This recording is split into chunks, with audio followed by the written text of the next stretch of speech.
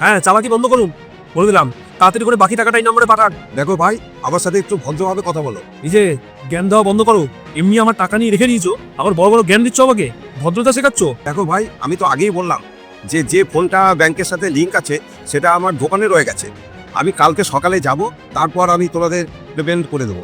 দেখুন, ওইসব তালবাহানা আমার সাথে করবেন না বলে দিলাম। আপনাদের এইসব নাটক না আমার ভালো মতো জানা আছে।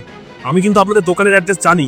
আর চুপচাপ টাকাটা এই নম্বরে পাঠিয়ে দিন, নালে কালকে সকালবেলা দোকানের সামনে গিয়ে এমন সিন ক্রিয়েট করবো, আশেপাশের লোক কিন্তু সবাই দেখবে ওই তামাশা। আর সেটা করলে বদনামটা কিন্তু আমার হবে না, বদনামটা আপনার দোকানের হবে। সরি ভাই, আমি এখনই পেমেন্টটা করে দিচ্ছি।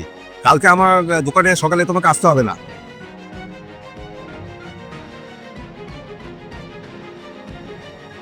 দেখো, তোমার টাকাটা চলে গেছে।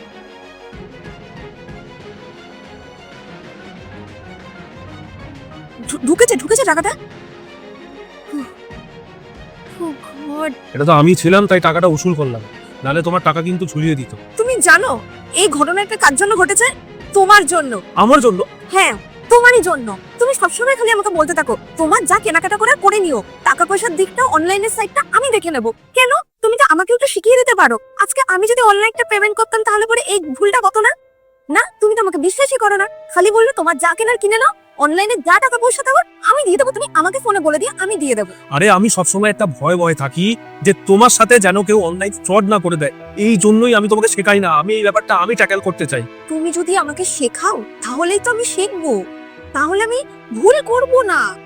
তুমি আমাকে শেখাওই না। আচ্ছা ঠিক আছে, আমি আজকের থেকে তোমাকে পুরো জিনিসটা দেখিয়ে দেবো, শিখিয়ে দেবো ভালো মতো।